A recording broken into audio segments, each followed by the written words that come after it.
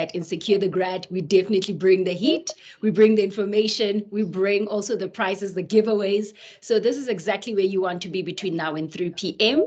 I'm not alone today. I've got our guest that I will be introducing shortly. I'm sure you saw on the poster. We've got Nhlamulo, also known as Pastor H. Shungwani. He is from the Appeals Office in the Office of the Vice Rector Academic. So we're very excited to hear what he has to say to us around appeals. Welcome with us. We're going to welcome you officially shortly. So just give a nice wave to our online guests.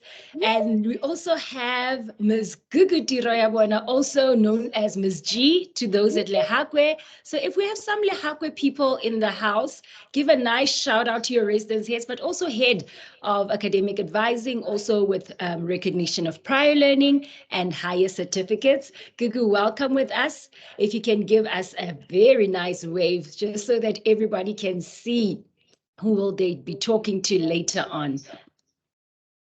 Let's see if Gugu's camera is on.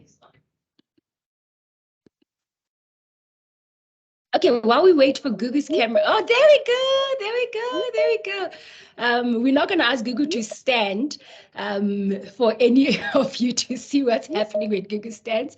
But for the sake of today, let's get all our guests seated. I'm really, really super excited.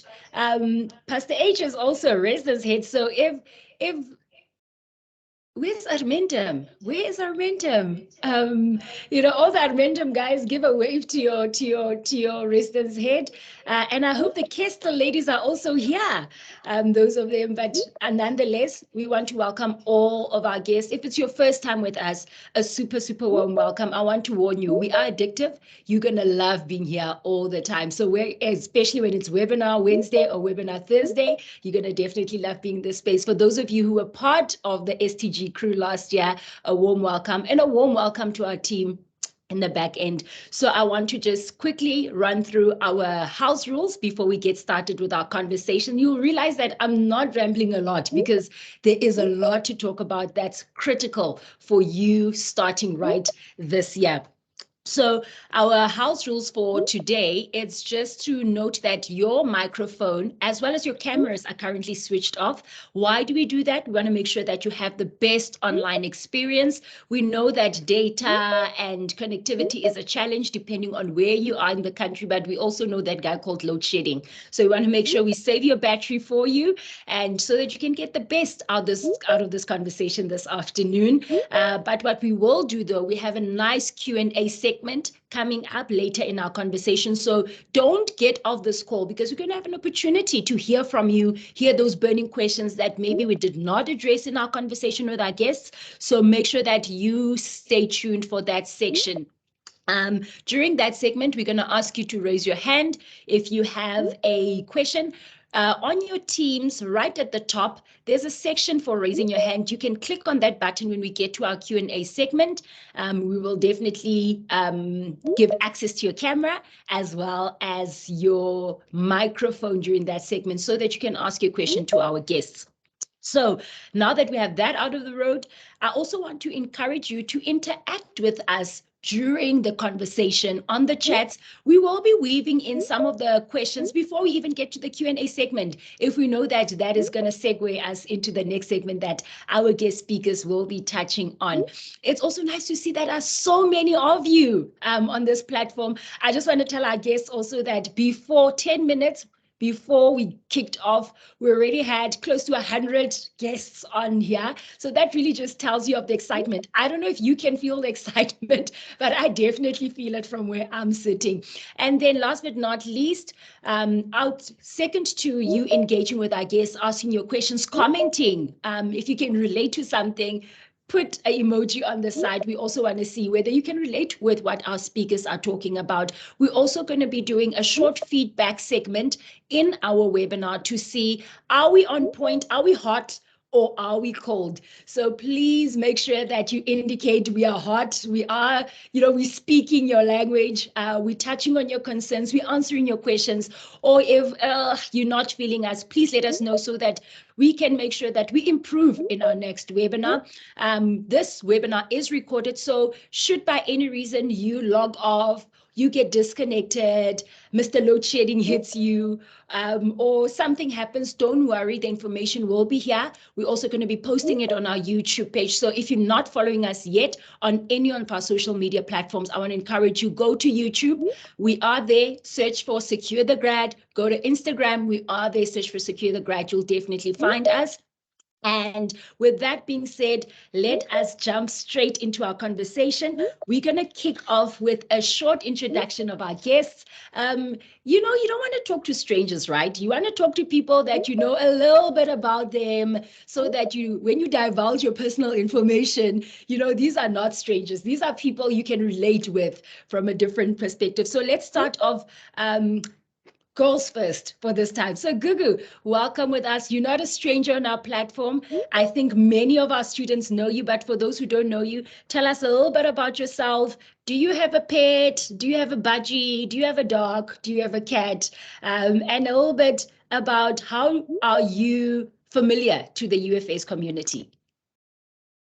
Fantastic. Thanks, Vodes. Good afternoon, everyone. Great to be back in this community. I've kind of missed it. Students make me come alive, I think. So I don't have a pet, but I think I'm a mother of plants. That's one thing you must know. Evody was taking care of my plants during the recess period, so shout out to her. I'm Gugu, as have been introduced, and I am the Assistant Director for Advising Access and Success. Simply put, what is that? That is basically academic advising and flexible access pathways into university. Flexible pathways in the form of recognition of prior learning, that's for the adult learners. And for the undergraduate students, that's the higher certificate programs.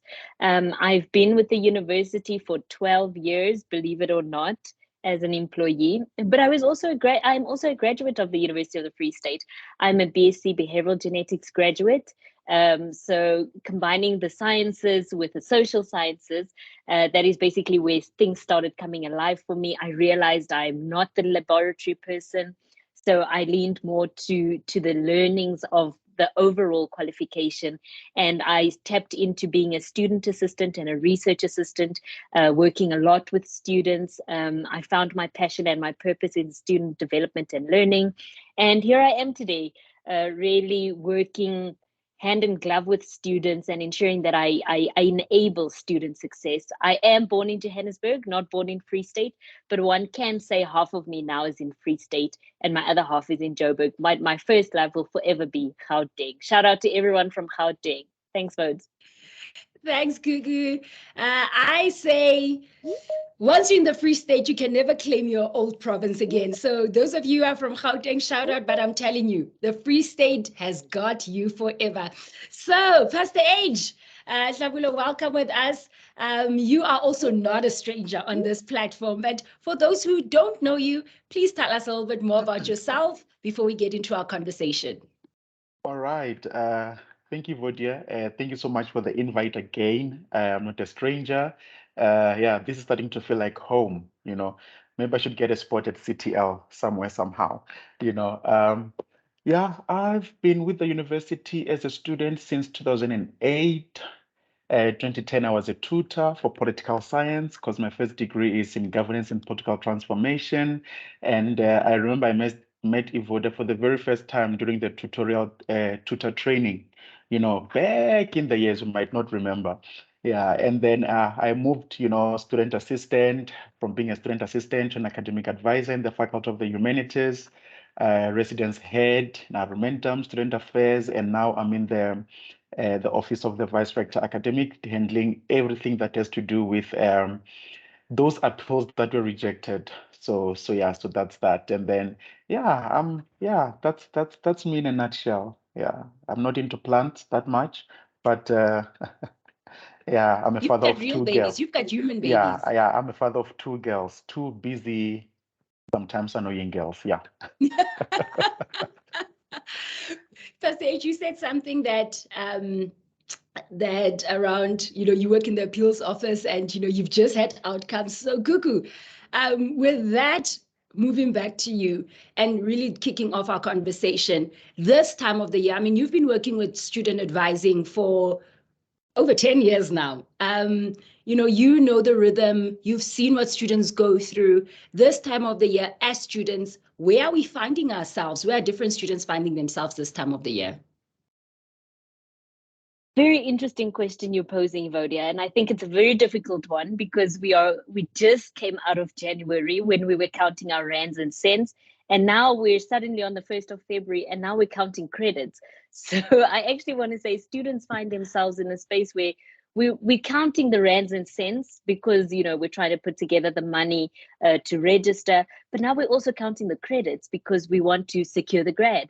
So students are really in a space where we're trying to figure out what it takes for me to secure my grad, getting the right information, but also ensuring that I don't drop any ball and my finances don't hinder the process. So for senior students, it's a matter of checking your credits that you've completed in the previous year, what it enables you to register for in this year. Some of us might have to be repeating modules. Some of us might be writing those love letters to the faculty appeals committees, explaining why I need a final chance to be able to do that one module that's lagging behind. But, to sum it all up, students are in a registration space where we're trying to secure a spot, secure a seat, but we're also, as I said, counting the rands and cents to enable me to count my credits.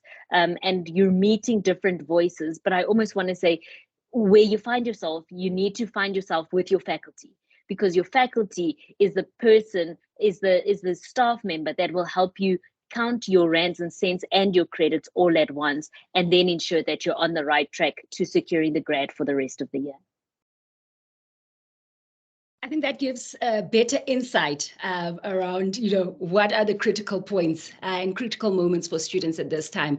Now, registration has just kicked off for seniors about a week ago, and we've been getting quite a number of queries. Should I come? Should I stay at home? Last year, I was online. This year, especially as seniors, this year, my faculty is saying, come to the faculty. Could you tell us a little bit about how different is this year's registration process compared to perhaps last year or the year before? Well, I think, we found ourselves at 2021, 2022, transitioning out of COVID. Things were online, partly things were face-to-face, partly. Students in the Faculty of Law, for instance, the senior students found themselves at home for a whole semester and then coming back in the second semester.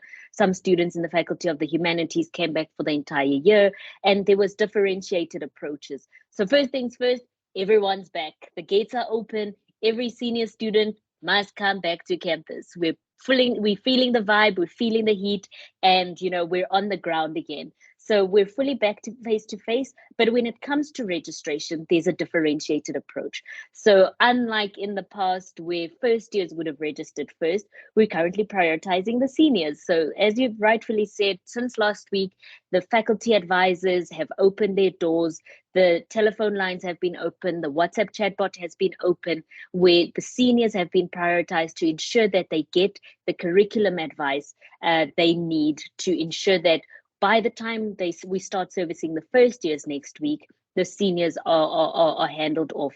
Fortunately, NSFAS has opened the gates as well. So, those indicators are alive if you are a continuing student and you already know that your NSFAS is good to go. So your allocation is good to go, enabling you to register. So I almost want to say, we're at a differentiated approach when it comes to registration, where a faculty like the Faculty of Natural and Agricultural Sciences are not on the ground yet this week or next week. They're only on the ground from the 13th, but they've got an amazing channel where you can just log on to Teams and chat with your program director to get all the modules that you need. So also making it responsive. You can have a live chat like we're having right now with your program director to get all your modules, because we know that not everyone has traveled back. So I saw in the chat someone is sitting in Hammanskraal. So you can sit in Hammanskraal, log on to that MS Teams channel for the Faculty of Natural and Agricultural Sciences, and your program director is waiting to assist you.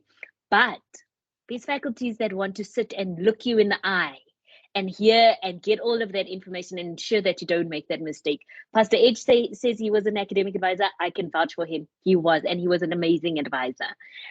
So the faculty of the humanities have said all strictly face-to-face. So if you're a faculty of humanities students, you need to find yourself on campus, sitting in the EXR in front of your curriculum advisor and getting that information that you need. So I think just to sum it up, every student needs to visit their faculty website to ensure that they know exactly where they need to be and when they need to be there and what information they need to take along to get that information. So then 20 February, we're all on the ground. We're back in the classroom. We're back on campus. We're back at the student centers. We're back at the arenas. We're back at the lekgotlas. We're back on campus, and we're engaging face to face. Whether it's the Bloemfontein Central Campus, the Bloemfontein South Campus, Scotland Campus, we're all back on the ground. So make sure that you are ready to come back to campus on the 20th when classes start. Very valuable information there. I hope the natural and agricultural science students heard. They've got nice options for you online. Microsoft Teams channel where you can chat to your program directors. So please, we know also many of our students have financial challenges this time of the year, and having to travel to Bloemfontein just for a 10-minute conversation with someone might not be viable. So I think those are innovative practices that faculties are bringing to the fore. Gugu, I also want to hear, so you've mentioned the differentiated approaches from different faculties. What would you say in all the key registration information that's being shared on different platforms? We have the registration guide that students can look out for. What would be those key things students that you would like students to note during this process? I think I have 3. Maybe if I get to 3, I think I've got 2. So number 1 is just get your finances. So you can contact the financial aid office if you're an NSFAS student. If you're a bursary student, you can contact them. There's student loans, there's everything. So get your finances sorted. Then also get to your faculties, your curriculum advisors, your program directors, get to your faculties to get the module codes. I know it's convenient to pay Pastor H 100 Rand and he just registers you, but nothing takes away from you sitting one-on-one with the faculty to get that information, because your journey is unlike my journey. I've been seeing Kolisile in the chat and Prince, their journeys, they might be in the same faculty and both doing a B social sciences qualification, but their majors and minors are totally different. So Prince, if I pay Prince 100 Rand to register for me, Prince is going to register for modules that he knows, but not necessarily majors and minors that align with my career aspirations. So you need to think about your future. It's not just about registering. That registration is going to carry you forth into the world of work. So make sure that you sit with your faculty, you discuss what are your career aspirations and how do the modules that you are going to register for align with that. So that's number 2. So it's finances, speak to your faculty. And then I think, the third one is get to that activity guide. Wondering what the activity guide is, it is the thing that blocks every registration. If you haven't completed your activity guide, no one can register on your behalf, because that is your contractual agreement with the university to open up the gates so that you can start registering. Your activity guide is on your PeopleSoft Oracle self-service portal. So I think I want to sum it up by finances, faculty, activity guide. The 3 starting points. If you miss anything else, just make sure you've got those 3. And also shy away from getting a friend to register for you. So do not call a friend. Do not call a friend. You've seen in the chat already, the team has put down the WhatsApp line. So many of us, WhatsApp is reliable because we might not have those minutes to call, or you might not have airtime to call. So use the WhatsApp line, let them direct you to the right people. Gugu, before we jump a little bit, before we speak appeals, there are 2 other questions want you to highlight for us, or maybe explain. So last year and the year before, faculties started with this, what I call the robot system. So on my ADS, I would see like a green stripe, or I would see like a red stripe. And I'm imagining for our new seniors that have never seen the colors, might be wondering, what does that color on my ADS mean? Or maybe seniors last year who saw the colors and are not too familiar with the colors might be thinking, what does the color mean now? For instance, maybe to give you an example, I had a student saying to me, ma'am, I was a BSc student, or I was education student, and then last year I transferred to register for be a Greek qualification, and I passed all my modules last year, but all of a sudden I have an academic hold, and my status is, I think she said it is yellow.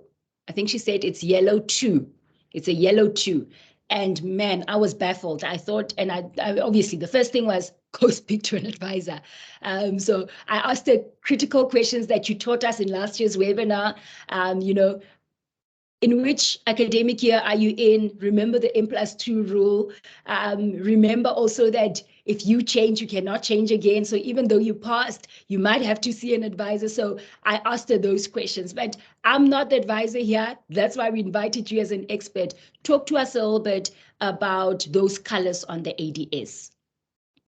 Very interesting question that you're bringing up. I think some students have noticed, some haven't, some have assumed it's a hold. But if we can fly it on the screen, just that one pager of the academic standing. So in an effort of helping students really track their progress, but also enabling them and empowering them to see what is happening. This is how we developed 2 years ago, this robot system. So the robot system has 3 colors, but it's got subsections.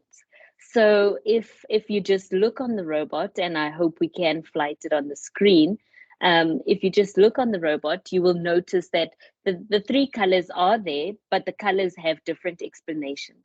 So like a traditional robot, green is go. So yes, the green light means that you've been doing very well. And this is all based on your previous year's academic performance. In some instances, it is based on your whole career. So in some instances, some of the colors are based on, have you changed the qualification through the year? Or have you have you found yourself in a space where you were uncertain about certain things? So I'm sharing hopefully on the screen that you can see currently the academic standing, and I don't know if it's big enough, legible for you, but basically we've got them categorized into the green, which means you've passed all of your modules, you're good to go, and you don't need to worry about anything, and you are really on a space to just continue with your registration. One thing I must flag, your academic standing is not a hold. It doesn't block you.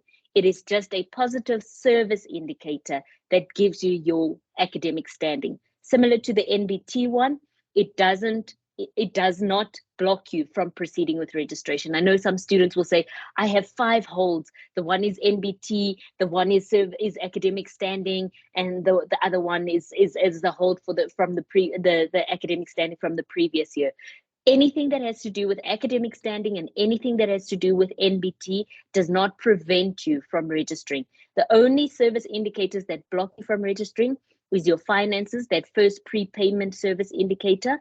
That is one that holds you back. But also if you have historical debt over a certain amount, if you owe over 1,500 or 2,000 Rand, I think it is, from the previous year, you'll have that service indicator. Those block you from registering. But the academic standing just gives you an indication of where you are. So with a green one, it's a positive one. You don't need any action. You can just basically log on and register yourself online. Then we get to the yellow, and Evodia mentioned a yellow 2 student just now. There's different categorizations. So some yellow 1 means you did not pass all your modules, but you're still on track. So maybe you failed 2 modules, and it doesn't prevent you from registering your prerequisites. It doesn't block you because of your prerequisites. You can carry that additional 2 modules in addition to your 3rd, 2nd year modules. That means you're still kind of good. But we're just noting for you. So it's like a side note that, hey, just be careful. So that's a yellow 1 status student. A yellow 2 students, you failed modules in the past and you've changed your academic plan or program. So take Google, for instance, she was doing a BSc in microbiology and biochemistry, and then she changed because she failed modules, and now she's changed to a BSc in genetics. And now because of that change, I'll be flagged as a yellow 2 because I've changed the program, but I've also failed modules. So it's no longer just that I've failed modules and continue with the program. It's I've failed modules, but I've also decided to quickly change. So an education student, you were doing intermediate phase, math, science, and technology, and you suddenly do the social sciences intermediate phase. That is a program change. So whenever you change that name, the degree name or program name, that's when we consider you as having changed. If you've ever completed a DV2 form, you know who you are. You are a yellow 2 student. And then a yellow 3 students is you've never failed credits or modules, but you've changed an academic program. So you've just changed from BSc genetics to BSc microbiology, but you've been passing all of your modules. So you're also kind of good. It's just a side note. Then there's yellow 3. The orange. The orange is also now you're moving closer to red. There's a bit of fire. So, that it's no longer just that, side note. It's now a caution. Now it's, now things are getting real. So there's orange 1, orange 2, and orange 3. And that's where you failed modules in the Faculty of Humanities and Natural and Agricultural Sciences. So typical module that students fail, CSIL. If you failed CSIL, the Faculty of the Humanities will say to you, sorry, you failed CSIL twice. We are not taking you again. So, those are the types of modules that would flag you as an orange 1, as an orange 2. Those are sometimes students that don't have a color yet. So we're trying to determine where you are. You've written a special exam, or there's something that has happened on your curriculum. And then with orange 3, you failed a service module that is offered in a different faculty. So orange 1 and orange 2 or orange 3 very close to each other. If you are a red student, you have that red academic standing, you are with Pastor H. You are definitely with Pastor H. That's all it means. You're either with the Faculty Appeals Committee or you're with Pastor H. But it means that you're an appeal and you have to wait. You can't do anything until you hear back from your faculty or you hear back from Pastor H. And that is the robot that just indicates your academic standing. Again, just a reminder, it's a service indicator. It is not a hold. So I want us to caution our language because, we see it and we say it's a hold. I can't proceed with registration. It doesn't prevent you from registration. It is a notifier on the system. So I think on that note, I'll hand back because I think it's very important for the students in the red zone to understand why they would be with the faculty or Pastor H. That was so insightful. I've learned a thing or two, and I sit with Gugu on a daily basis. I hear all these things, but I think today I've just gotten schooled. And so I hope this was very valuable. We have been noting your questions on the side about how do I register? I hear I have to register, but how do I do it? What does it take for me to register? What are the steps I need to do? But don't worry, we are noting those questions for you. I think just Google, before we go to Pastor A, just questions for you to note and maybe prepare for when we get to the segment is just perhaps to take our students through step by step, what's the first thing I need to do? What's the second thing I need to do? How do I know? When am I finally registered? Because those seems to be the themes that are coming across from our guests or our attendees in the chat sections. I'm yet to look at my ADS after this session. So please don't call me after this session. I need to go look at my ADS. Where am I? And then I need to start contacting my faculty. But you spoke about that red and orange zone, and those are mostly the students that are sitting with appeals that are waiting for their appeals outcome. And Pastor H, can you talk to us a little bit about what does appeals talk to us? What do we mean when we talk about academic appeals? I'm sure those who are on academic appeal would know, but obviously we want our students to be proactive, to start right, and to not get themselves to appeal. So maybe if you can talk to us about what does the appeal process entail at the UFS and where does it start? All right, thank you. You see the red color on your ADS. And many times students start to call themselves by those colors. I'm a green student, I'm a yellow student, I'm a red student. Don't put that much pressure on yourselves, guys. It's not worth it. To identify yourself, by those colors. Um, and just like in a robot, those colors change. You can start as a red student, but does not mean that a red colored, student academically. It does not mean that at the end of your graduation, you're going to graduate as a red student, so in its and so with the approach process, it means that you're starting your line in 2023 on the red line, So what happens is the moment you have to appeal, it means that something went wrong in your academics. You did not meet the progression rules. I believe that Ms. G is going to touch on the rule books and so on. You did not meet the progression, the requirements or in your faculty for you to proceed or to progress from one year to the other. So what happens is, beginning of each year, each faculty is going to come together, they're going to sit down, they're going to see which students did not meet the progression rules. And then those students that did not meet the progression rules will have to be excluded. But it is not all those students that are going to be excluded. Some of the students, they will look at the potential that is there, the overall academic performance of the student. If we keep this student for another year, do they still stand a chance, and so on and so forth. Then they will exclude those that they feel like, what, this is a real danger zone, for a student. And then you will get a letter that says that you are excluded. That letter is going to come from the faculty through SES, and it is the examination board, the faculty exam board, that is going to send you that letter. That letter, that when it comes to you, it will come with the details of what steps you need to take.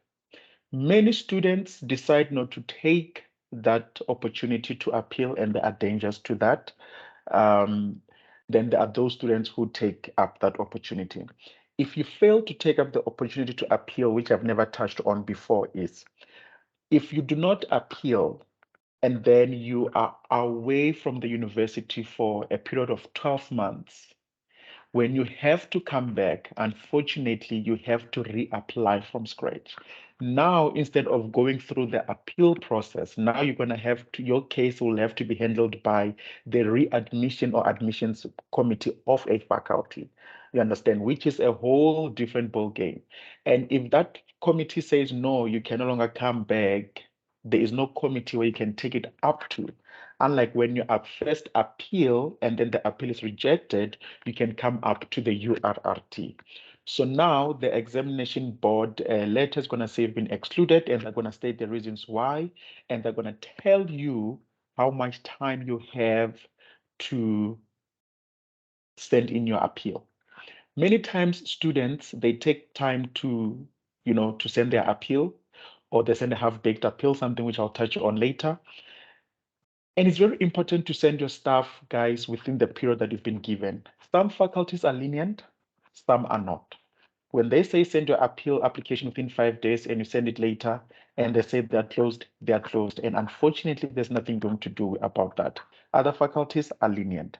Then you're going to prepare your application just to go to the faculty rec, the readmissions appeals committee. Then they're going to look at your application, what you have attached, what is your motivation, of this time of the year, you writing that love letter, So your motivation is that love letter, you're asking for love back, from the university, like, I want you back, And you don't just say, I want you back, you have to, give, why do you want me back? Why do I want you back? What is it that I did wrong? What am I going to rectify this time around? How am I going to pamper you, and so on and so forth, So that is the approach you have to take. And then the faculty is going to decide if you're going to come back or not, based on your application in terms of your supporting documents, your motivation, your overall academic performance. And then after they've decided, you can either come back or not. If you do not come back, you've got an opportunity, which is these details are on the rec outcome letter, to bring your staff now to the URRT for a final It's not an appeal, it is a review. You have already appealed with the faculty. Now you want that outcome, that rejected outcome, to be reviewed by another committee. And then the decision made by this committee, it is final. It is final. After this one, there's nowhere else to go. So yeah.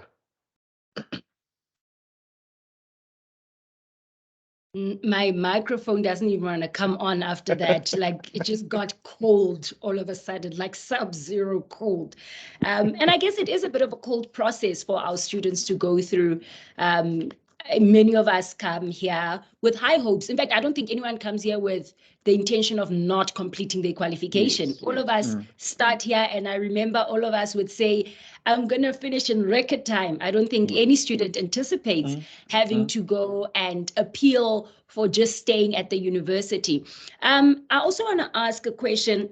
Now that you've explained the process, before we talk about the different cases, so once that letter, the student has submitted that letter, which we now in this instance call the love letter.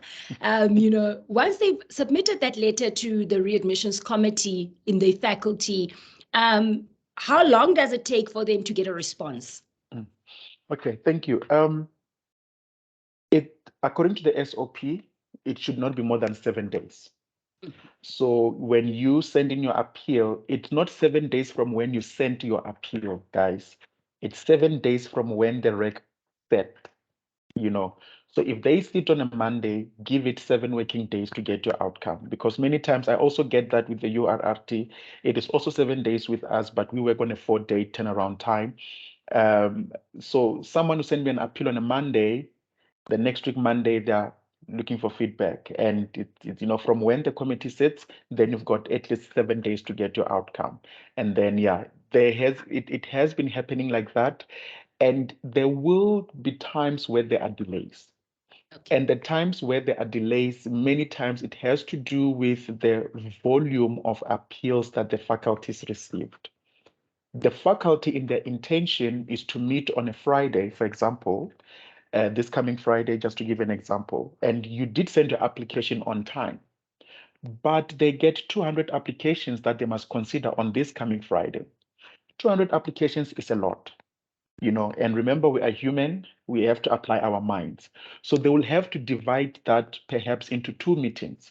So you might find that your appeal falls into the second meeting, which was not planned for.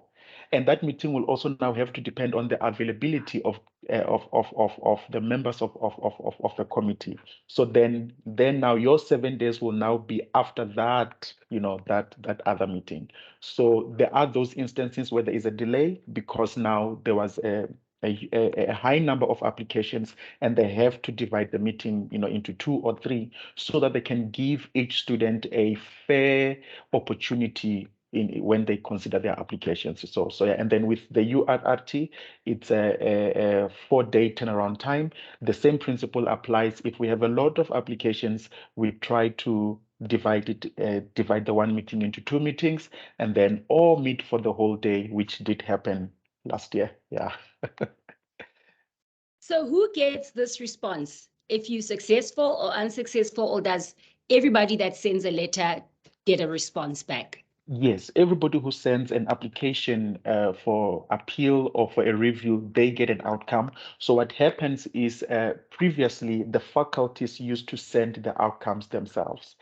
But in terms of standardizing that kind of communication, so each faculty will send the outcomes to SACE, Student Academic Services, and then they will send out the communication of the outcomes to the student. So each outcome will indicate that, okay, your application was approved, and these are the conditions. Not every approved application is just like that, just an approved application. Most of them, they have conditions. Most faculties work on a 6 months monitoring condition where you've got the first semester to prove yourself. And then after the first semester, you're kind of out of danger if you meet the requirements. Other faculties are going to say you have to pass 75% of the modules that you've registered for. Other faculties will say 100% of the modules that you've registered for, and then you take it on like that. So everybody, and then those that did not get a positive outcome will also get that letter that says your application was not approved, so you cannot be readmitted for 2023, and then they will also state the reasons why they could not approve your application. So when you bring it for a review now, it means that you have to argue against those reasons that they put there on that outcome letter. Yes. I think that sounds pretty fair and very detailed. Yeah. I think many of the students that are attending this webinar and those of you who will be watching this at a later stage, please take note of the process. What takes place first? How does the outcome look like? When do they contact you?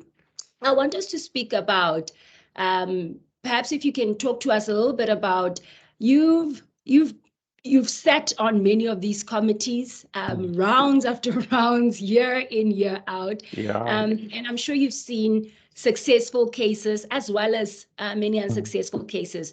Could you talk to us about what have been the common themes for the successful students who have had successful outcomes, but also what are the common themes that you're seeing or common patterns that you're seeing with students whose appeals are unsuccessful? Yeah, that's a very, very interesting one. And I'm gonna not take too much time, but I'm gonna take a bit of my time here. Students tend to forget, that everything they do in their first year, it's building up to the second year, to the third year, to the fourth year. And when the URRT sits, and I believe even each rec sits, while I was still in the humanities, I would be involved in some of these things. What your academic performance of your first year, second year, third year will always be considered. Because if you've been I won't say a bad student, but if you were not performing academically from your first year to your second year and your third year, and then the motivation you give only speaks about your third year, the committee will be like, but this has been a trend from the beginning. You understand? And you might find that life did happen to you in 2022. Indeed, life did happen. Life happens, to all of us. But they will always look at what has been your trend, because you might find that some students, the evidence that it's submitted doesn't have weight, And when the evidence doesn't have that much weight, now the committee, the tribunal rather, now looks into the overall academic performance of the student. Does this student stand a chance if I were to bring back, never mind the evidence they submitted, when you look at their overall performance, do they have what it takes? And then if you find that over the years you have not proven yourself, there's more modules on the left side of your ADS than on the right side of the ADS, then you are in trouble. So to simply put it, most of the students who are successful with their appeals, they have a good overall academic performance when you look at their studies from the first year to when they have to appeal. Secondly, their motivation that they submit correlates with the evidence that they have submitted, and also the timeline of their the timeline on their ADS. You find a student saying they did not do well in the first semester, but the evidence they submit is of a doctor that they visited in the second semester. That does not make sense, So students who you find that their motivation correlates with the evidence and the timeline of where they were in trouble. And some of them even go to an extent of even showing when the test was being returned, when they had to go to the doctor, how long they were in the doctor, and they go an extra mile to gather evidence, to submit. Some students just write okay, I'll talk about them when I talk about those that were not successful. So, and the motivations are detailed. You know, it's a love letter that is detailed, and you even ask yourself, but why did I let go of this person? Let them just come back. You know, when you read at those motivations, and then the evidence is clear, is concise, and the timelines are clear, and their overall academic performance, it's a you know it's on point, and there are students, I can tell you, there are students who know the rule book, who know the faculty rule book, they know the general rules, and they will argue from that point. I've seen about a number of things since I started here. I've seen about 10 cases where a student argued that what the general rules say and what the rule book says is not the reason that they have given as the reason why they're not letting me back, you know, and that is a procedural irregularity that the URRT looks at to say that the student must come back because the rule that the faculty quoted is not what it is on them, or the rule that they used does not speak into this situation or this case of a student. So there are those students, you know, who, when they read that, they don't just run into sending the application to the URRT, they go back to study the rule that the faculty is referring to. So we've had those cases. Now, the students who are not successful, you know, one, the love letter is, I'll say, incomplete.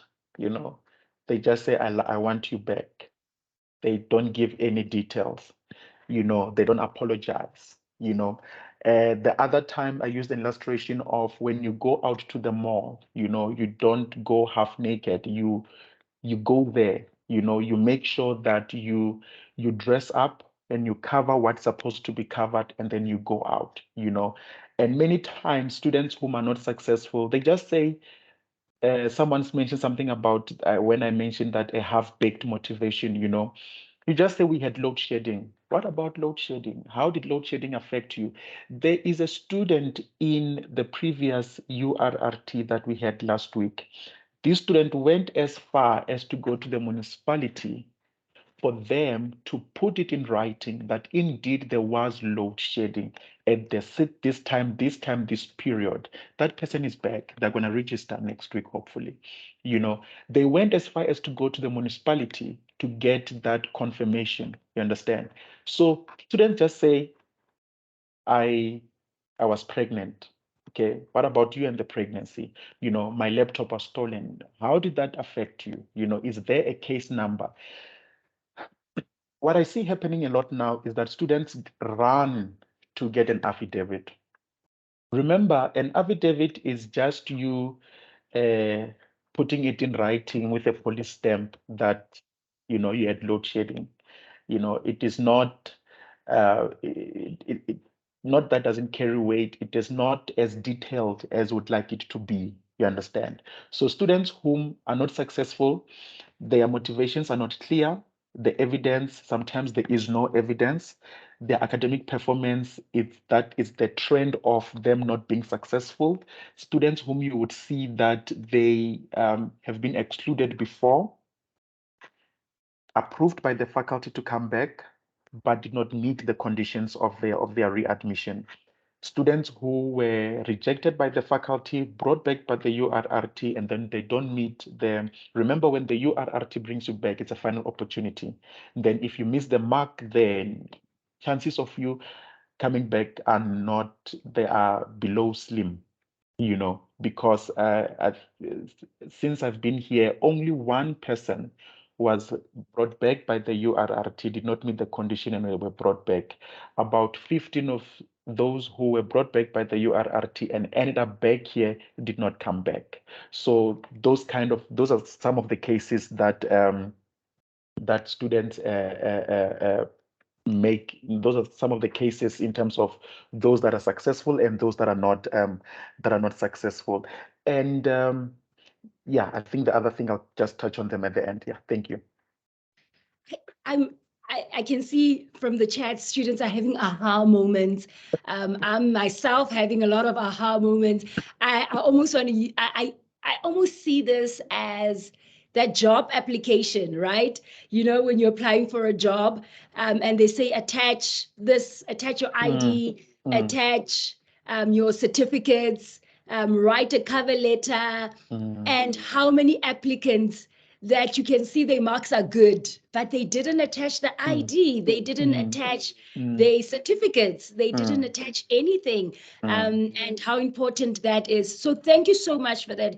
You touched on something that I maybe want to go back to Gugu to help us understand a little bit. You spoke about students, you spoke about one of the reasons why students tend to get into the appeals or make appeals or have to appeal rather, and that they're in conflict with the faculty rules, or they conflict with the university general rules. Gugu, I know that let's just check if Gugu is still on the platform with us. I see her video froze a bit. There she is. Gugu, I know you sit on some of these committees where the rules are formulated, and some of these rules change from year to year, or rather are revisited from year to year. For our senior students who may be registered in 2019 and last read the faculty rule book or the general rules in 2019, what are some of those? Firstly, why is it important to know the rules, faculty rules, general rules, and also what are some of the key rules that often impact our senior students and what they should know at this moment? I know my question is maybe packed, so let me summarize it. One, why is it important that students know the rules? Two, what are some of those rules that have changed recently? And then three, what are those rules that tend to get our students off track to securing their grad? Great, thanks, Vod. I think I've noted them. I think Pastor H was so articulate just now in his explanation of the processes, and it's very important. I know, you know, you can really try and read the general rules from cover to cover. It's a lot of rules, you know, and try and understand it. But I think the starting point is just understanding your faculty rules. And I want to use the Faculty of the Humanities as an example. 2 years ago, they introduced in the second year two research modules that students need to take. Now, some students, because I have $100 and I want Deborah to register for me, I just give Deborah my $100 and Deborah goes and registers for me, but Deborah never had to do those research modules. So Deborah opts to not select those modules for me. And those are compulsory modules for every student in the social sciences to register for. Because with effect from 2021, it was said that students continuing need to register for it. So those that were registered the previous year will need to just add it and continue with it, because there are equivalents and there's a review of programs, and you know, it introduces changes along the way. So as a result, some students didn't register those two modules, and now they find themselves in a space where they are missing those two research modules. Another catchy one is UFS and the academic literacy modules. If you don't want to do it, you just don't feel like doing it in your first year, and you just opt not to register for it. And students don't realize that the rule book stipulates that those are two compulsory modules that you require for your degree obtainment.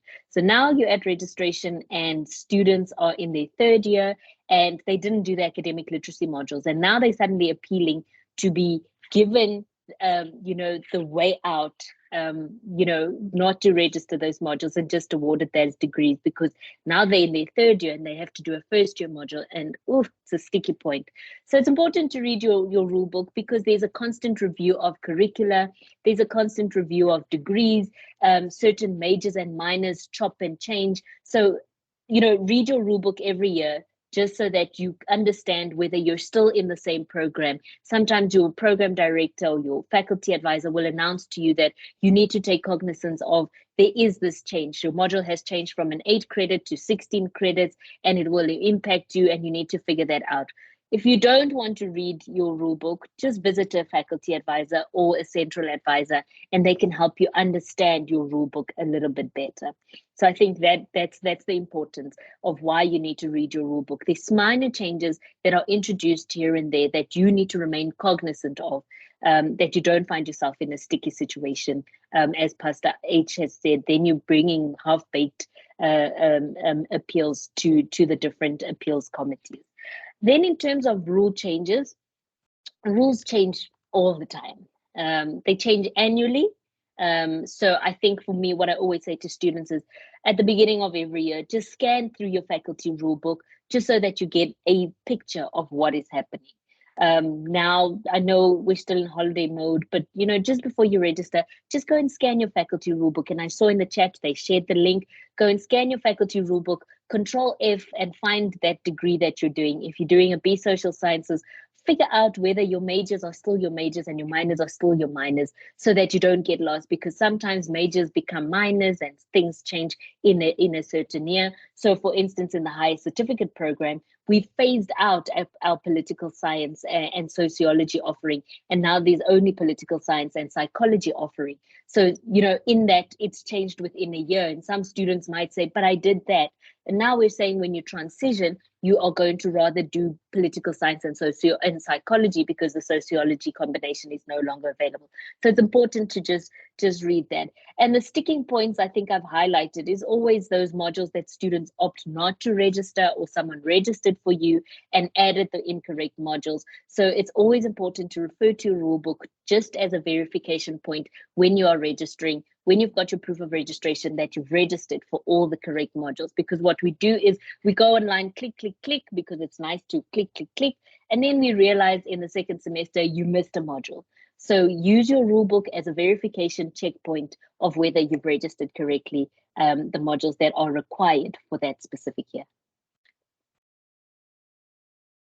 So you've heard it.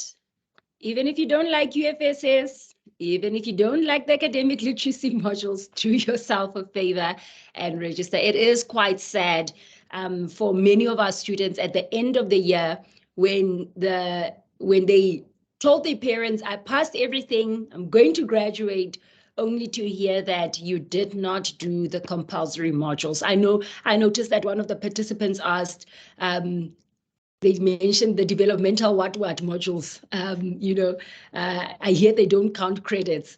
Do I still need to register them? In essence, from what you hear from Gugu is that if it's in your rule book, if it's there for you to register, do register them. So make sure that you go speak to an advisor if you don't understand. And I saw many of our students also asking, how do they know who the advisor is? How do they even contact them? So Gugu, perhaps if you could quickly take us through, who are the advisors? What's the difference between the advisor at CTL and the advisor in the faculty, just for our students to know who to contact, particularly after such informative sessions? Thanks, Bodes. And I think, over the years, we've realized that students have this common mistake that we make, trying to figure out who can help me with what. And, sometimes students land in CTL and students land in the faculty. And, there's always been this common trend on campus that I got the incorrect academic advice. And when you try and ask the student who gave you the academic advice, they always say it is the gentleman that was wearing a white shirt that sat in the Kali Human. Now, if you walk into the Kali Human right now, you will see that there's quite a few gentlemen working behind the computers wearing a white shirt. So there's always been this misunderstanding of who is the rightful person to give you academic advice. Your friend is not your advisor, just to start off there. So there are 3 types of academic advice that is offered at the University of the Free State. And that's what you see on the screen right now. There's curriculum advice that you get, and that has to do with your modules. So that's really only conducted by a trained faculty staff. Can be an academic staff member who's a lecturer, or it can be just the staff members that work in the dean's office. So that is any staff member that falls within the faculty or an academic department. And they're the only people that can speak to you about your modules, your majors, your minors, and anything that has to do with what curriculum am I supposed to be registered for. There is no one else. You can't come and ask Gugu. You can't come and ask any of the advisors in the central offices across the 3 campuses what modules you must register for. The final stamp that you get in terms of knowing the exact modules you need to register for comes from curriculum advice, and that is in your faculties. So currently on the Godgold campus, they're in Madiba Hall. On the South Campus, Bloemfontein South Campus, they'll be in the Madiba Arena from Monday. On the Bloemfontein Central Campus, they're in the EXR and in the faculties. So when it comes to curriculum advice, those are the only people you get to. And also, like Pastor H has said earlier on, the people that give you that appeal or that notification that you have not passed enough credits will come from the faculty and student academic services. So it's the faculty that monitors and puts you on probation that we accept your appeal or we approve your appeal on condition. So it's only the faculty that sets those conditions. If you don't meet those conditions, you find yourself begging in front of Pastor H. So that's the curriculum advice.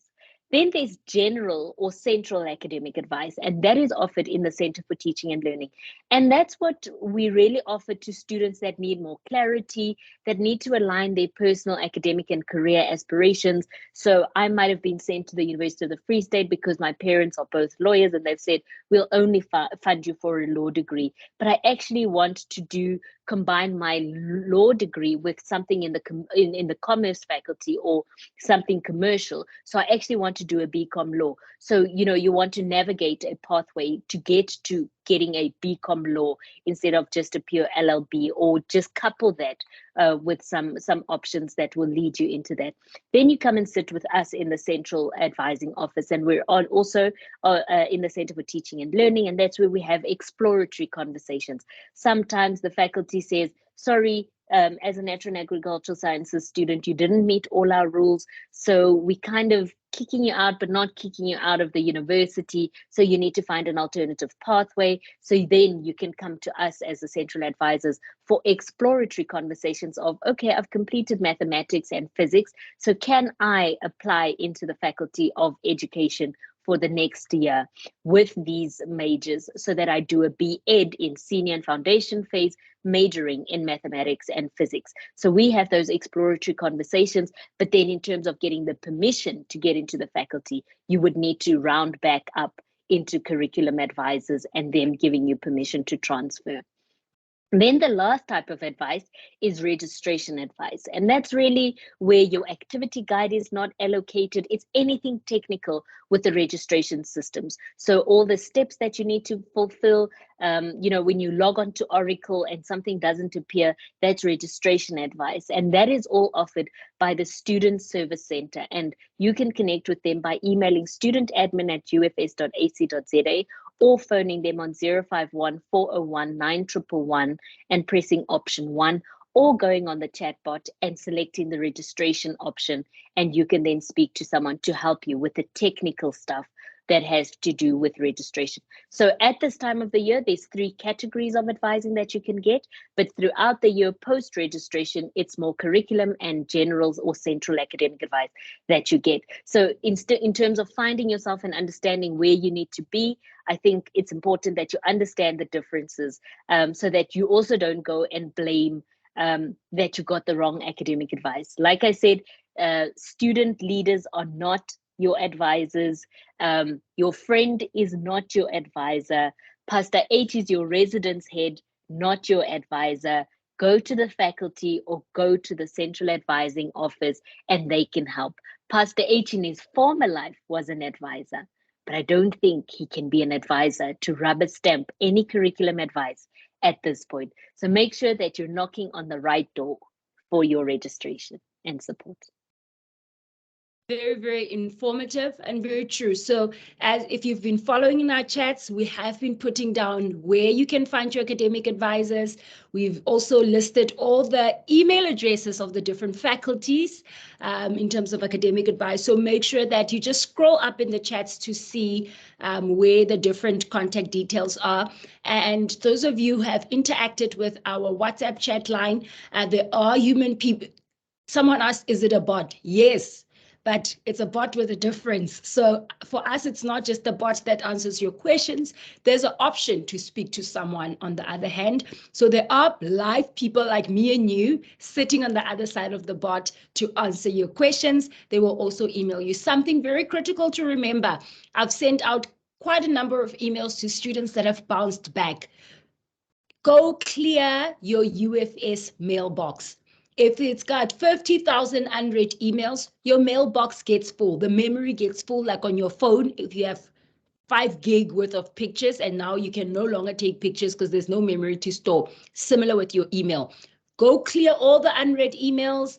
Go delete what you need to delete to make sure that all your university critical information is coming through to your mailbox. So that's something to remember. Also remember, if you have changed your cell phone number over the weekend, you are running away from amateur Nisa, you are running away from bad friends, whatever the reason is, so your cell phone got stolen and you needed to change your number, remember to update that on Oracle PeopleSoft, because any communication the university will have with you will be on official data that you've provided to us as the institution. So, and it will also be communicated to your UFS email address. So if you have hotmama@gmail.com, the university prefers to email you at your student number at ufs.ac.za. We will be coming, I think we almost at the question and answer session. If my guests allow me, that we quickly jump to our question and answer session, and then we'll close off with some critical advice that we have in store for you. So please don't leave as yet. There's quite important information that we will be sharing with you that will be critical for advice. I saw quite a number of questions also around finances. Our finance webinar is taking place. If the team can also just put up the date for our webinar. I think it's on the 5th of February, if I'm not mistaken, but the team will put it up there. Our lunchtime will next week again be there for the for our webinar, finance webinar. So let us see in terms of questions. We already have one question from Sikolile, and then Neo is second. I just want to see which other hands are there. Some of the questions we'll also take from the chats. Just for noting, Gugu, I saw quite a number of questions coming in about the DV4 form or DV2 form. If we can maybe wait, once we get into the answering segment, that you maybe speak to us a little bit about what, the DV4 form, the DV2 form, how is it processed, and how long should students wait till they're registered after they've submitted those forms. And then I also saw quite a number of questions coming up about students who have failed modules. Is that a hold? Does it block them from registering? Why have they not received the appeal letter? So maybe if you could speak to those. Well, we're going to take these two hands first, and then we'll allow for time for you to respond there. Just in terms of the questions, we're going to take the first three. I see there's a third hand. We're going to take the three questions and then allow for our speakers to comment. So, Skolile, you can switch on your microphone. It has been enabled. And thereafter, Skolile will take Neo. I see our third person, Shane. I think it was Shane, but let's take Skolile and then Neo. Or Kolisile, apologies for that. How are you? Can you all hear me? You are loud and clear. What's your question? Okay, so let's say that I have been accepted to do an honors in economics, but then I want to change to I want to change it to an honors in finance. Can I change that during registrations? Thank you for your question. We've noted it down. Please make sure you listen. And if by any chance you get disconnected, you can also remember to ask your question on our WhatsApp chat line. Neo, you're up next. Okay, good day, ladies and gentlemen. Can you understand? What's your question? I'm more interested in the appeals because I was academically excluded last year and I got my exclusion letter on the 15th of December. In the letter, it stated that I had 5 days to complete and submit the letter, which I did within 3 days. I did read the content of the appeal letter very carefully. I was unable to obtain, okay, my other thing is that most of my consultations with my lecturers, which could also serve as proof, I used to talk to my lecturers not via email, but then face-to-face, mostly after lectures. And also, again, I was unable to obtain a letter from counseling because I did attend counseling for some time.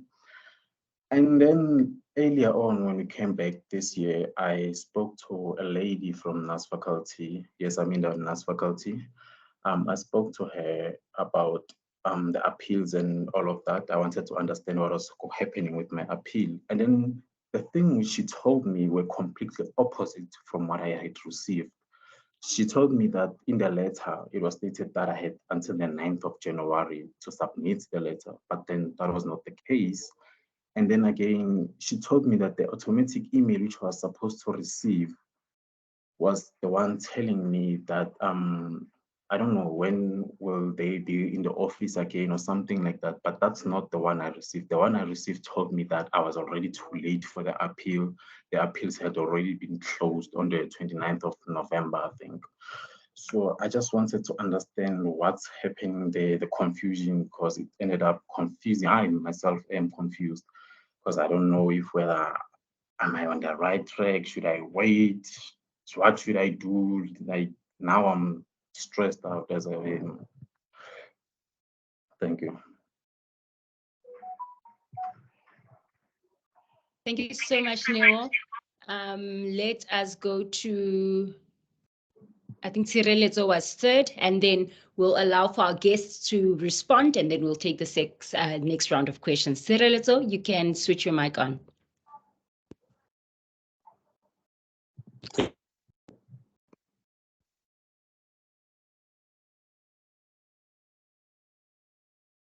Tshireletso, are you still there?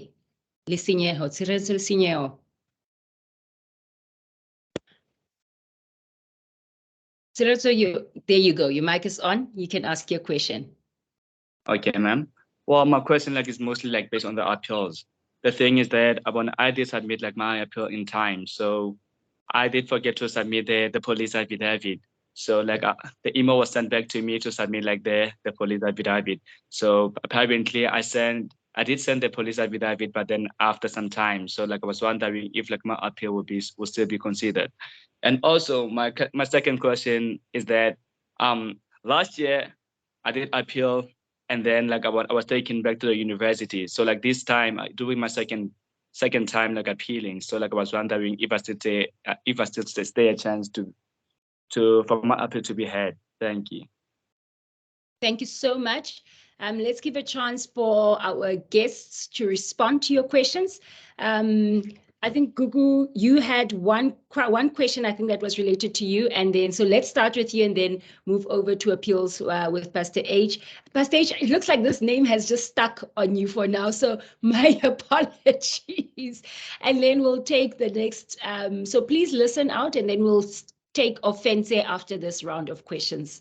Over to you, Gugu. Thanks so much, Evodia. I think I want to answer the question in two ways. So there's inter-faculty changes and intra-faculty changes. So inter-faculty is changing from a BSc genetics to a BSc microbiology, or changing from a B social sciences to a BA. So it's still within the faculty, it's just changing a program. Intra-faculty is I'm in the BSc faculty and in the natural sciences faculty, and I want to transfer into the Faculty of Education.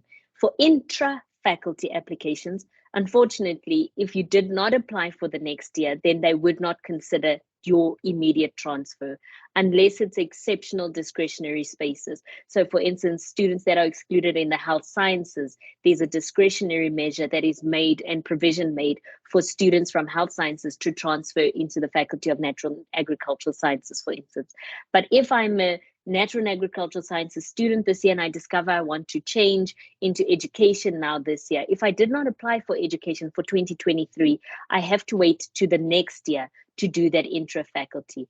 But sometimes in inter-faculty transfers, they always just set the condition that if you meet the requirements. Now, the honors qualification is a bit of a tricky one because honors is almost a selection program. So you would need to go and visit the faculty or the department to find out whether they would consider a transfer of your honors degree. It is an inter-faculty transfer, so there is the possibility. But if the selection committee for that specific honors degree say that their program is full because they could only take 20 honors students in that program and all 20 of their spots are filled up, then you would unfortunately need to stick to the honors degree that you have been selected for 2023 and possibly explore doing another honors in the next year. So I think it's very important that you understand the inter-faculty conditions versus the intra-faculty. Intra-faculty, you have to apply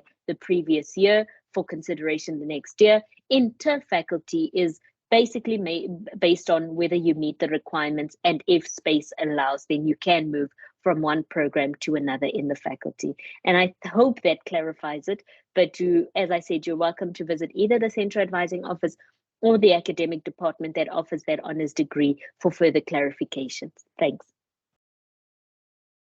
Thanks, Gugu. Before we move to Pastor H, can you maybe use this opportunity to talk to us a little bit about the DV4 forms and, you know, the DV2 too, DV4 and DV2. Someone wrote DV7. Is there a DV7 form? It's a registration form. It's a registration form. So there's different forms, and if the academic department or the faculty sends you the form, then you can just complete it because then they can facilitate your registration online. But please don't be like some students that we've dealt with this week.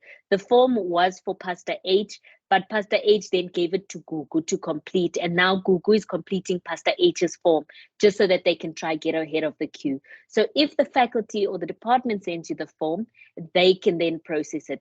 But because you can get your academic advice before you have paid your fees, just make sure that your fees are paid immediately after you get registration, your academic advice, because for the university to process it, we need that financial block released. So you might have come and sat in front of your advisor in EXR or in the faculty, got all your modules completed, your form sent it back or left it with the faculty, and now you're sitting and you're waiting.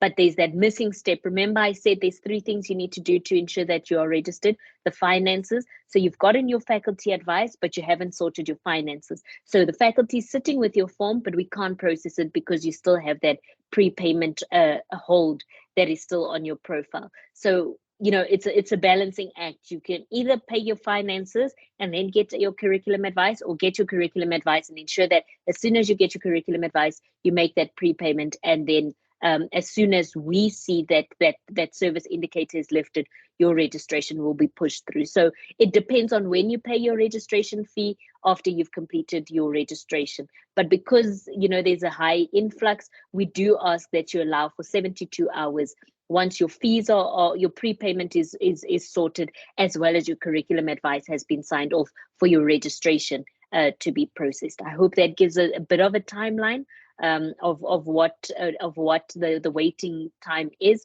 but also, like Pastor H said, we're humans, so don't expect to send a form on Friday and by Saturday to be registered. Please do allow for the next working days to count your hours. Please don't count Saturday and Sunday because they're sacrosanct. We need to rest as staff members. Thank you. Makes perfect sense. So from what I'm getting from the conversation is that you cannot give your friend. So one, the faculty will give you the form to complete, and you complete the form, send it back, but you must make sure that you pay so that the form can be processed, right, Gugu? Great. 100%. So if the faculty gives me my form and Evodia also needs a form, or the other Evodia needs a form, I cannot give that form to Evodia because the faculty will not accept it. That is loud and clear. I hope that makes sense to our guests. And one of the things I think from our experience also from last year working on the chatbot, working on registrations, is the notion of students repeatedly sending the form. If you've sent it once, your faculty has received it. If you've not gotten a response, don't send the same form tomorrow and Monday again and Thursday again. You are making the queue longer. And once you've sent your form, you've sent it. The staff will definitely get to it. Pastor H, let's hear from you regarding those questions around appeals. No, thank you for that last point. Many times I enter the academic appeals mailbox and I find one student will have sent me 10 applications, just that one. As soon as I get to it, I'll respond to it. So with the two questions that I got, I'm going to start with the first one. I think it was from Neo.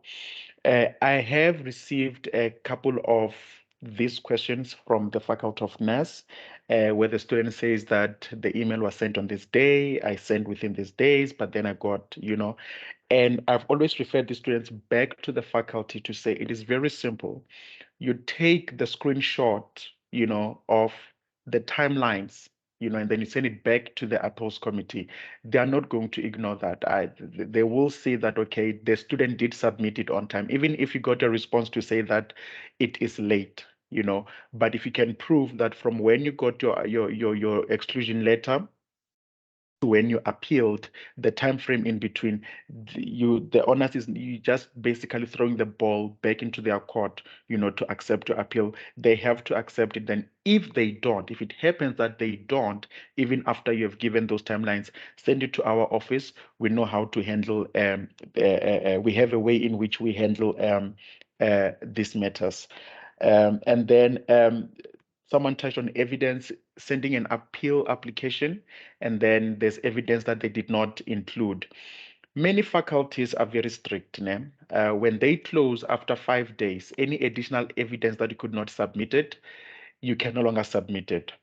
But one of the reasons the URRT is in, it's to also assist in considering, evidence that could not serve before the URR, before REC. I'm not saying that students should leave out now their supporting documents for REC and saying that I'll reserve it for the URRT. No, you don't do that. So what happens is, if when you apply to the REC, and then there was a report you're waiting for from your psychologist, from your psychiatrist, from your doctor, or from whoever, and that evidence could not serve before REC, then you get a letter that says your appeal has been rejected. Now, when you bring it to the URRT, you attach this evidence and you indicate that when REC considered my application, this evidence could not serve. The URRT, in its consideration, they can now consider the new evidence. And I've seen many applications being successful because of the new evidence. So the tribunal will assess that, okay, if the faculty said with this evidence, could they have brought the student back or not? And if the evidence is carrying weight here, they will obviously bring you back. So evidence that could not serve at REC, you can reserve it for the URRT, provided that REC rejects your appeal. And then you're appealing for the second time, you appealed, it was successfully brought back, and then now you're appealing again.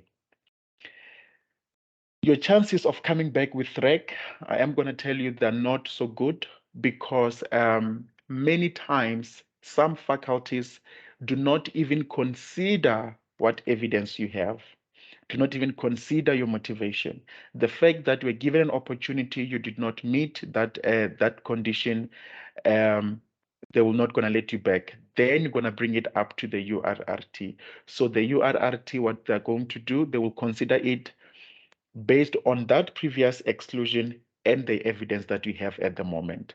There have been cases where students who were previously excluded, brought back by REC, are excluded again, but the evidence speaks volumes. Then they do let the student to come back. So yeah.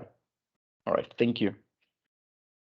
Very, very useful, and thank you so much for those for the responses. I also want to encourage we don't have the whole day to answer all your questions, and we might not be able to get to your questions, but I really want to encourage that you do send some of your questions to our WhatsApp line, or you can email the advisors, or you can also email us at gps@ufs.ac.za. We will make sure that your responses reach, or your questions reach, the correct people. So let us take Offense Motsweneng, and then after Offense, Lesego, and then I cannot pronounce the third hand, Squidward. Also remember, you are practicing for the world of work. If you're on platforms like these, you want to write your name and your surname so that we can engage with you, because it's also a networking opportunity. That was free advice there. Offense, if you're ready, you can switch on your mic. Hello, can you guys hear me? You are loud and clear. What is your question? Right, so essentially, I failed the module twice, right? Last year being the second time I failed it. However, I didn't receive an exclusion letter. To my understanding, I was supposed to, from what I've heard from people, you know, whenever I ask. So I was wondering if that's normal, or does it mean I've been excluded, or perhaps I'm not, and there's something I'm missing? Thank you for that question, Offense. I could already see Gugu shaking her head. I'm sure she has an answer for you there. Lesego, you can go ahead.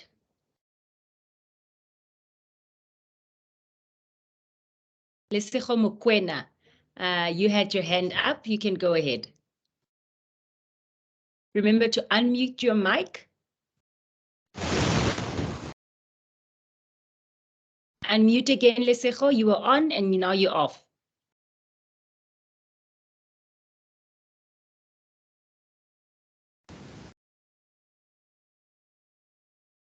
Unmute again. It looks like your mic keeps on. There we go. You can ask your question.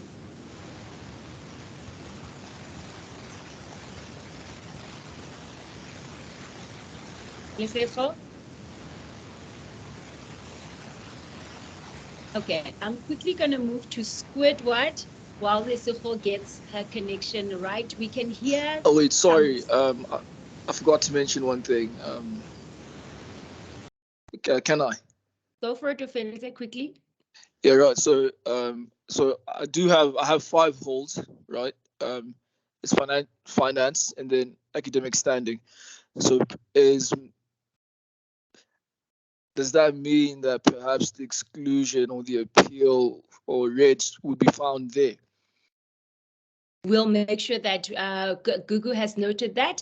I will get her to answer your question. Lesego, let's try again.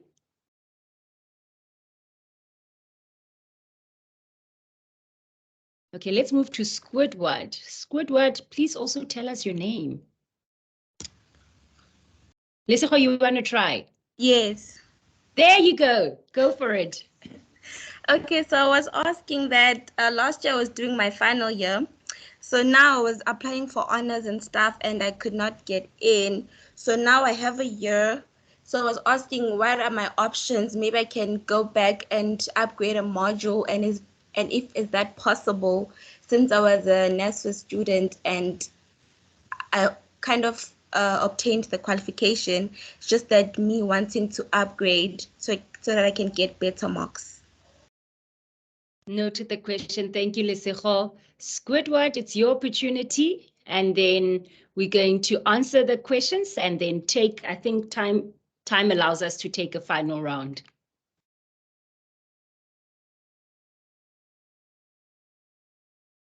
Mr. or Mrs. Squidward. Okay. Let's move to Lebohang. Lebohang, just want to get your surname. Lebohang, you have your hand up. Do you want to maybe put on your microphone?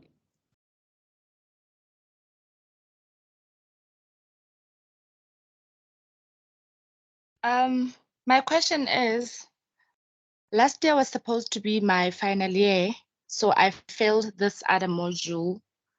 So I went for registrations on Monday, apparently I was not going to be able to register, since so I have to appeal for this module. So this advisor told me that in my case, I was supposed to be received an exclusion or a recognition for me to be able to apply. So I don't know what is the next step. Should I wait for me to receive an email, or what is that I need to do for me to be able to apply for that appeal? Did you speak to a faculty advisor? Who did you speak to? It Just was so that we have a little bit of context. I think it's a faculty advisor. In which Yes. faculty are you? Humanity. Faculty Bloemfontein, Kwakwa, South Campus? Bethlehem, Kwakwa. Kwakwa Campus. Kwakwa Campus. Yes. Okay. Thanks, Lebohang. We've noted your question. Colleagues, should we quickly answer the questions, or should we take one more? Sorry, Ivodia, can she just repeat just her question? Just want to get it in detail. Okay. Yeah. So Lebohang, our panel is just asking that you quickly repeat your question one last time. Okay, my question is, what is the way forward? What is that I need to do for me to be able to apply for the appeal, since, well, I didn't receive any communication in terms of maybe a recognition or So I just want to exclusion. understand, did you failed? Why did the advisor say you would need to appeal? Did you fail a module? Did you not register for a module? But I think I heard you say you failed the module twice, if I'm correct. Yes, I failed the module twice. So for me to be able to register, I need to appeal first. Okay, I think just want to get from our panel, you understand the question. Awesome, great. Let us quickly get the answers, and then we're going to do a third round. If your question has been asked, I will lower your hand just so that we can see whose question is queued next. Pastor H. Gugu, please go for it. Pastor H, you can go ahead, because the two failed modules and the appeals is really linked to you, and I think that's just linked to the two questions that we got. So over to you. Yeah. Okay, thank you. The two failed modules, this is what I can say. There are two things. You fail a module twice. Now, it is not always a case of you have to appeal. There's where you have to get permission from the dean to do the module for the third time. That is not an appeal. An appeal is when you've been academically excluded and they say that you cannot register completely. So in your case, you need to go back to your faculty advisor to establish, is this an academic exclusion whereby I cannot register completely for any module, or is it a situation whereby I cannot register for this specific module? And then they need to give you the step-by-step guideline of how to make a request to the dean to do the module for the third time. So that is what I can say here. The faculty must be able to distinguish for you, and if it is a matter of a complete academic exclusion, they need to send you that communication, with a step-by-step guideline of how to apply to REG and so on and so forth until you have to end up to the URRT. So yeah. Thank you. Thank you, Gugu. I think I'll only just touch on Lesego's question about, upgrading modules. So this is a very common, phenomenon for students, that they realize that, they didn't qualify for an honors degree, a particular honors degree, because they didn't get for political science the minimum requirement, which is 60%. So they want to come back and just repeat political science second year and third year. So that is usually considered in the form of occasional studies, depending on how many modules you do. But that is also permission that you require from the faculty or the academic department to do occasional studies. So in the instance that you do just want, you've obtained your qualification, but you want to come back and register for specific modules, it is advised that you go and sit with the faculty and find out that they would allow you for that upgrade occasional studies a year or two, and what they would allow for. In some instances, it's second and third year modules that you'd need to do. So the permission is a bit tricky because sometimes second year modules are a prerequisite for the third year modules. So then they need to strike a balance on whether they would permit that kind of you repeating both second and third year modules in 1 year in order to qualify. And again, just to caution, it doesn't mean that you'll upgrade your marks and you will be guaranteed selection into the postgraduate qualification. So I also caution students with that assumption. But again, you can either speak to a central advisor to explore, okay, this is option 1 and option 2 is this qualification, because I am considering upgrading, but if I upgrade and I don't get selected, what is my alternative? So do sit down with a central advisor in the Faculty of the Humanities to explore what are your options if you're in the Faculty of the Humanities or whatever faculty that you're registered in.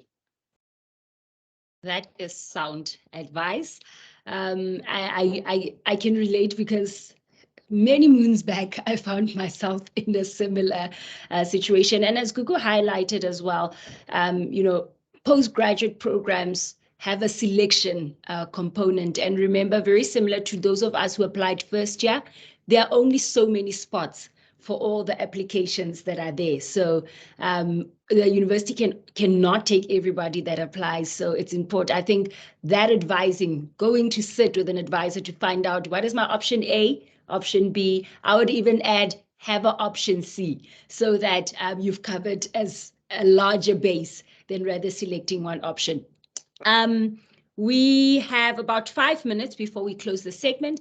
I'm going to allow maybe for 1 or 2 questions. I also want to say to all our participants, thank you so much for being patient with us, for listening. We will be having a second webinar that speaks on the same topic on the 15th of February. So just before registration closes, we're doing it just in time for you. If you still want to ask questions and your questions have not been answered between today and the 14th, do join us again on the 15th. We'll be unpacking. We're going to have a longer Q&A segment. And also we'll be talking about what happens if I registered wrong. I want to drop a module. I want to add a module. Or I have not received any response from the faculty. What must I do? Registration is closing in 2 days. So all those questions we will be answering in that webinar. Vuisile and Kagiso, please, your microphones have been activated. Please switch on, Vuisile, so that we can hear your question.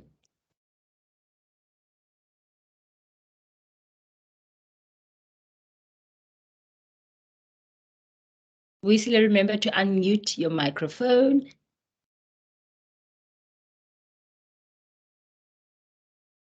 Okay, let's move to Kagiso Ratona. I think it's yes. Kagiso Ratona, you can unmute your microphone.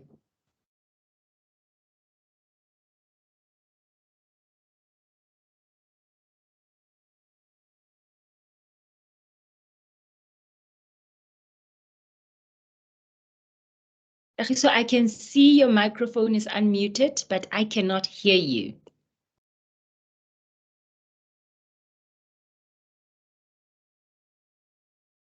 Please try to speak, Kagiso.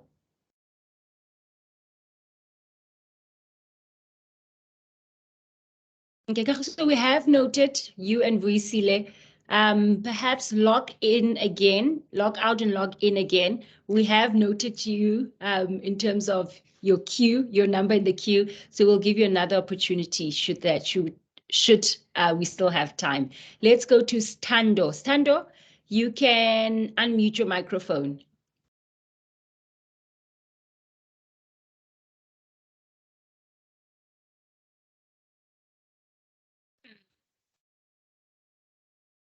Let's try Tiamiso. Tiamiso, no. Kagiso, I can see your mic is on and I can see you trying to speak, but we cannot hear you, unfortunately. Let's try Tiamiso, no.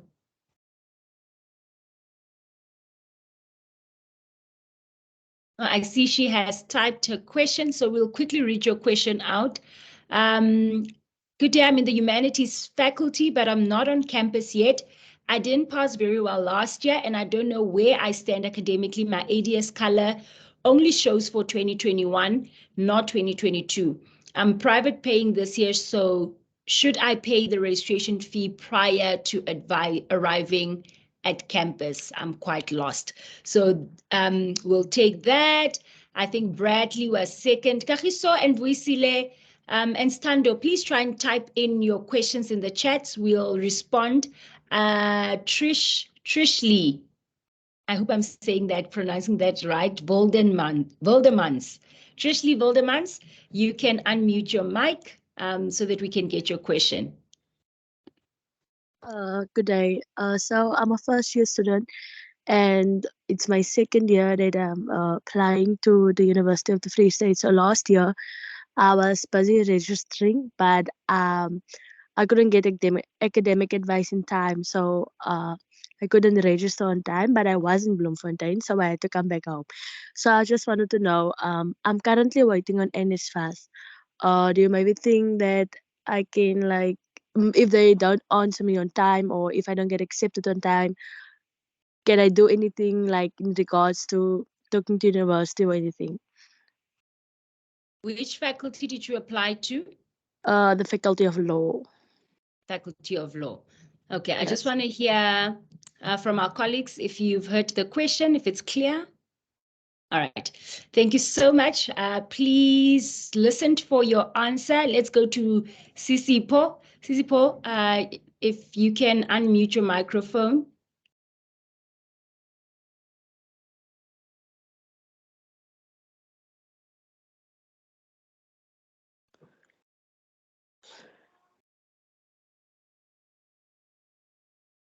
Sisipo? While we're waiting for Sisipo, Michelle, aka Squidward, just wanted to confirm whether advising for natural science, agricultural sciences is indeed online. So I think, yes, that's all they wanted to confirm. Let's hear Sisipo. Good day, everyone. So my question is, Pastor H. So I have been wrongfully affected by the N+ rule, and now they say that we should appeal. But the problem is that on all the reasons provided, none is applicable to me because I did pass and I do fall under the years. So I would like advice from Pastor H on what should I exactly do. Thank you so much, Sisipo. I'm going to give one opportunity to Bradley, and then we unfortunately have to close this Q&A segment. Bradley? I just want to clarify if I heard correctly, but I also appeal because I have been excluded, and after they said they're going to sit by the 31st, well, I heard earlier that it could be split into 2 days. I just want to know, will I be notified within 7 days before registration closed if I've been reaccepted or not? Thank you for your question, Bradley. So let me give you an opportunity because I can see you badly want to talk, but unfortunately you're going to have to close after your question. So please keep it straight to the point. Okay, no problem. Can you guys hear me? Loud and clear. Okay, so I am a third-year student. This is supposed to be my last year. And I just wanted to know, in terms of the N+1 rule, right? Will I be able to register again next year? Because I failed one module last year, second semester, and I was told that I can do it next year. But now the problem is that I'm funded by NSFAS. So I want to know, will they exclude me, or will I still be able to be funded next year, or do I have to like reapply for it? Thank you for your question. Thank you very much. Colleagues, we have all the questions ready to answer. Okay. Who wants to go first? Let me try and take a stab.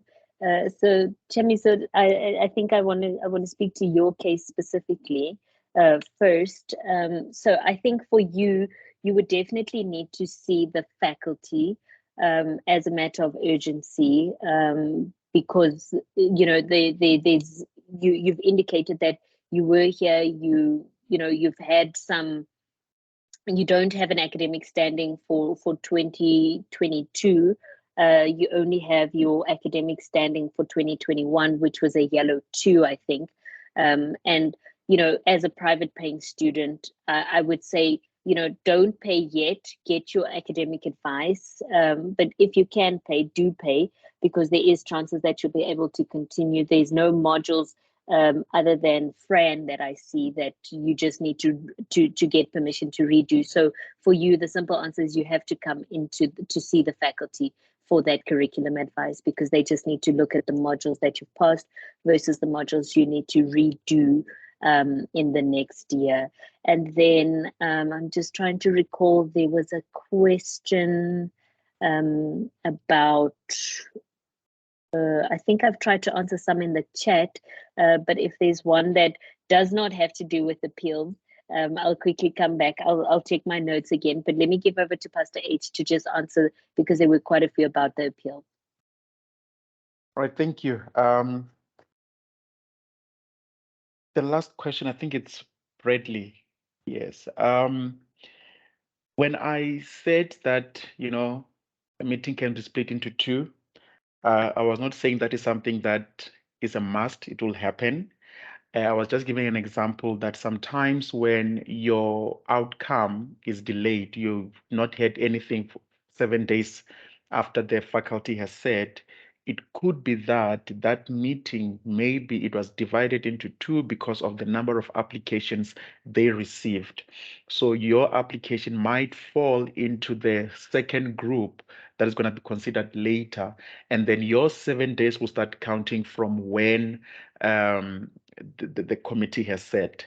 And what we are trying to do this year is, last year we worked so much to make sure that the URRT dates and the reg dates, everything must be done by the end of February, so that I know classes are starting on the 20th, so that in the first week of March, everybody who went through reg or the URRT, by the first week of March, everybody must be, those that have been successful must be able to go to class. There will not be any reg sitting after the 27th of Feb. There won't be any URRT sitting after that as well. So we are trying to push everything to be done by that first week when classes start. So if everything of yours has been submitted, you will get feedback before the classes start, or the week in which the classes will be starting. And then Paul, just a question, and just remind me your question quickly. I've missed it here on my notes. Whose question are you asking for again? Paul. Paul, if you can just repeat your question quickly. Can we enable, or let me allow your mic? There we go. Paul, if you can quickly repeat your question by unmuting your mic. Okay, so my question was, so I have been wrongfully affected by the N+ rule. So the N+ rule actually states that if you exceed, you have exceeded the number of years plus the extra year, right? Given to you. So I did pass my modules and I have not exceeded. So now when I take this to the department, they say we should appeal.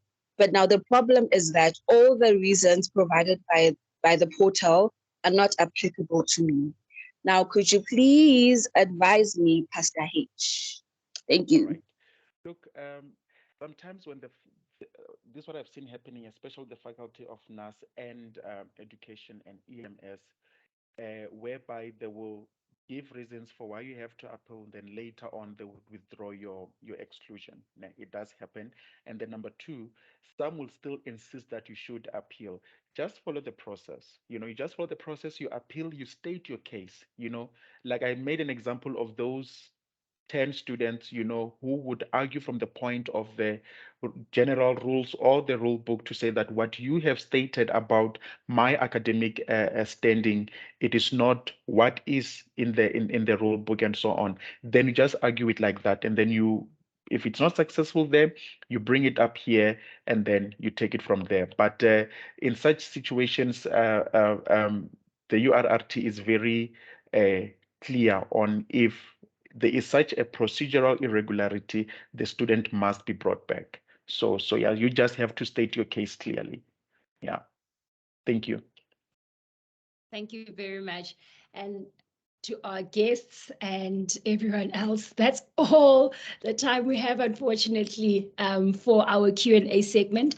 I'm quickly going to ask that the team announces our winners, but while we get the slide up with those participants who will be getting a very nice prize today, I'm going to ask for concluding comments from both Gugu and Pastor H. Gugu. The students have an opportunity to start right, even though they might have messed up last year or there were hiccups last year, but this is a brand new year. What advice would you give our students in starting right on their journey to securing the grad? I think two sentences. Your friend is not your advisor. You are on your own journey to securing your grad. So connect with the reliable staff members on campus, which are your faculty or the Center for Teaching and Learning advisors, and ensure that they give you the coordinates to securing the grad. That GPS will reroute you multiple times if you rely on your friends or a friend of a friend or a neighbor. So stick to the people that are most trusted to help you secure the grad.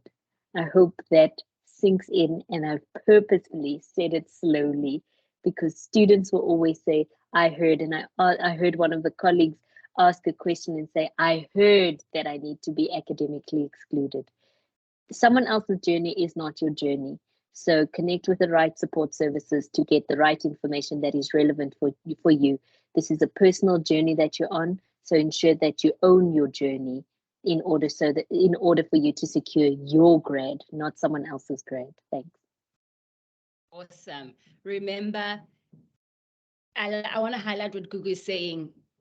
We love our SRC, we love our RCs, we love our tutors, we love our friend or my sister that studied at the university. But remember, they are not your advisors. Do get in contact with academic advisors. Pastor H, I hear you must pray for us. I'm laughing at that. What are your pearls of wisdom? You know, you've seen, unfortunately, the bad and the ugly of how this journey affects students and how this journey ends for many of our students. What would you say to students that have had unsuccessful appeals or are waiting in the balance in terms of receiving their appeals outcomes? What words of advice would you give to them in starting right this year? All right, thank you. Yeah, in just to borrow from Gugu, don't trust your friends too much, but also don't be that friend that gives academic advice. You know, sometimes you are that friend that we are asking people to avoid, so don't be that friend. Your appeal is not successful. I've said this before, I'm going to say it again. It is not the end, you know, of the journey. It is not the end or for you to secure the grade. It is probably the end of securing the grade with the UFS, you know, so you can move on into other institutions, find your passion, find other institutions where you can continue your studies, or even starting from scratch. You know, if you have to do that, you do that. But the goal should always be, I am going to secure that grade, you know, with whichever institution that you have an opportunity to secure the grade if the journey with the UFS have come to an end. And then if your appeal is successful, whether with REC or with the URRT, take time to reevaluate your life, your career choices. Is it time to change from one degree to another? Is it time to change from one faculty to another? What are the requirements? What are the limitations? And then stay committed to what you have signed up for. And then when you start in 2023, start with the agency of, I need to finish and I need to secure that grade, and eliminate everybody that needs to be eliminated. Thank you. crisp and clear and straight to the point. We are committed to helping you secure your grad. And remember, we are your partner. Contact us at any time. We have put down the WhatsApp line in the chat. Remember, you can also contact our central advising team. You can email us at securethegrad@ufs.ac.za. Alternatively, email us at gps@ufs.ac.za, or you can also call the university line 051 9111. Select option 2 if you'd like to speak to any of our success coaches, and they will be in contact with you. Remember, if you have changed your cell phone number, do update it on PeopleSoft, Oracle PeopleSoft. Before we leave, we have some goodies to give away. I'm going to hand over to one of our team members to announce our winners for today. And while we're at it, please remember to, if you don't win now, you still have an opportunity to win at the end of this webinar series. But to improve your chances of winning, you must complete the feedback. We want to hear from you. Was today a hit, or was today a miss, or will we look warm and we can do better? We definitely like to hear from you. Before we thank off, I'd like to quickly announce our winners. So please send us an email at securethegrad@ufs.ac.za. Name, surname, student number, which campus you are on, as well as your cell phone number where we can reach you. Our 5 winners for today: Skolisile Sitole. Skolisile is the usual around here. I've seen her on LinkedIn as well. Kelelon Dubani, Tuto, Prince Marakala, and Debochotsumani. Congratulations to you. Please get in contact with us via email so that we can send your prize to you. I want to thank our guests so much for being with us today. It is a huge privilege to have you on our platform and to share such critical information with our students. And for you that have stayed the whole 2 hours, I am super grateful that you could join our first webinar for the year. And that's a good habit. It means you are starting the year right. Please do contact us, as I highlighted. WhatsApp, our WhatsApp line, gps@ufs.ac.za, advising@ufs.ac.za, or you can call 051 401 9111. Regardless on whether you're on the South Campus, Kwakwa Campus, or Bloemfontein Campus, our success coaches are here for you. With that being said, remember, we're going to be hosting a webinar on finance. We're bringing external funders also to talk to you, banks, UFS people to come talk to you about how you can secure finances for your degree, either to register or to continue your journey to securing the grad. From myself and the team, a huge thank you and a goodbye till we see each other in our next webinar.